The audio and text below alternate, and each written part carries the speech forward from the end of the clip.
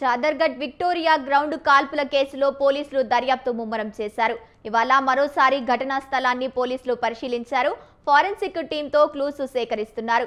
కాల్పుల ఘటనా కేసులో పలు సెక్షన్ల కింద కేసులు నమోదు చేసినట్లు సుల్తాన్ బజార్ పోలీసులు తెలిపారు. డీసీపీ చైతన్య కుమార్ ఫిర్యాదు మేరకు కేసు నమోదు చేసినట్లు పేర్కొన్నారు. మహ్మద్ ఒమాన్ అన్సారీతో పాటు పరారీలో ఉన్న మరో నిందితుడి కోసం పోలీసుల బృందం ఏర్పాటు చేసి గాలింపు చర్యలు చేపట్టినట్లు చెప్పారు. మరోవైపు నిందితుడు మహ్మద్ ఒమాన్ అన్సారీ ఆరోగ్య పరిస్థితి విషమంగా ఉన్నట్లు సమాచారం.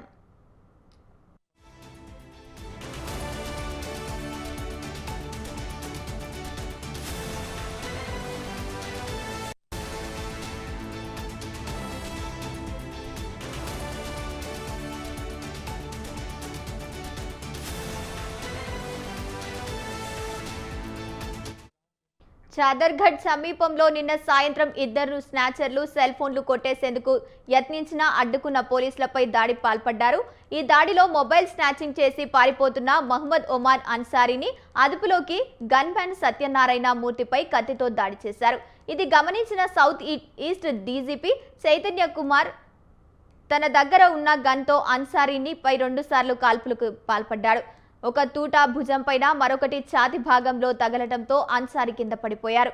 దీంతో వెంటనే అన్సారీని అలాగే గాయపడిన డీసీపీని గన్మెన్ పోలీసులను అదుపులోకి తీసుకున్నారు.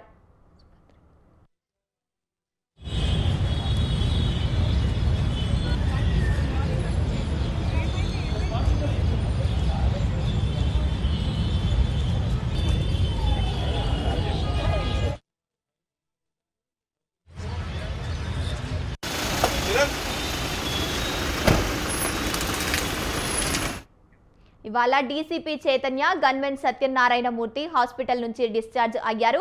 మరోవైపు బంజారా హిల్స్ లో ఓ ప్రైవేటు ఆసుపత్రిలో ఒమాన్ అన్సారీ చికిత్స పొందుతున్నారు.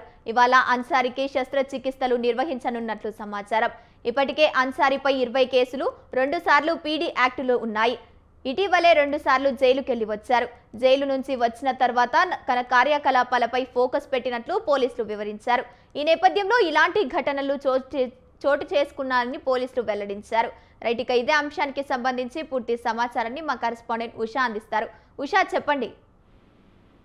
గంగోత్రి, నిన్న సాయంత్రం ఏదైతే హైదరాబాద్ చాదర్ఘట్ సమీపంలోని ఏదైతే దొంగ పోలీస్ మధ్య జరిగినటువంటి పెనుగులాటలో దొంగకి చాలా వరకు కూడా గాయాలయ్యాయి. బుల్లెట్ గాయాలు దాదాపు వీపు భాగం, నడుం భాగం, అలాగే మోకాలు భాగంలో 3 చోట్ల కూడా మోకాలికి గాయమయ్యాయి. ప్రస్తుతం అతనికైతే చికిత్స అందిస్తున్నారు. మరోవైపు డీసీపీ మీద హత్యాయత్నం ఏదైతే చేయబోతున్నటువంటి మొబైల్ స్నాచింగ్ దొంగ ఎవరైతే ఉన్నారో అతన్ని పట్టుకునే నేపథ్యంలోనే మొత్తం కూడా ఇది ఏదైతే గన్ ఫైర్ చేయడం జరిగింది.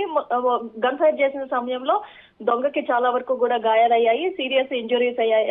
సీరియస్ కండిషన్ లోనే ఉన్నట్టుగా అయితే తెలుస్తుంది. ప్రస్తుతం అతన్ని హాస్పిటల్లో చికిత్స అయితే పొందుతున్నట్టుగా అయితే తెలుస్తుంది. అనంతరం అక్కడికి చేరుకున్నటువంటి చాదర్ఘట్ దగ్గరికి చేరుకున్నటువంటి సిపి సజ్జనార్ కూడా అక్కడ జరిగినటువంటి ఘటనకి సంబంధించి పూర్తి స్థాయిలో అయితే వివరాలు వెల్లడించడం కూడా మనం చూసుకోవచ్చు. దొంగ కత్తితో గొడవడంతోనే డీసీపీ చైతన్య గన్మెన్ గాయాలయ్యాయని, దీంతో పరిస్థితి చేయి దాటకుండా డీసీపీ వెంటనే అప్రమత్తమై తుపాకీతో 2 రౌండ్లు కాల్పులు జరిపాడని, 2 దొంగల్లో ఒకరు పారిపోగా మరో దొంగ కాల్పుల్లో గాయపడ్డాడని తెలిపారు. గాయపడినటువంటి దొంగను చికిత్స నిమిత్తం ఆసుపత్రికి తరలించామని, డీసీపీ చైతన్య సేఫ్ గా ఉన్నారని తెలిపారు.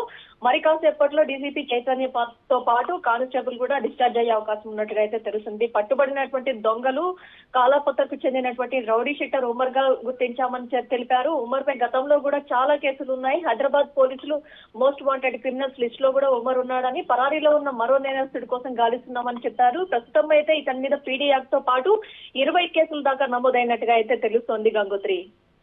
Right, thank you Usha.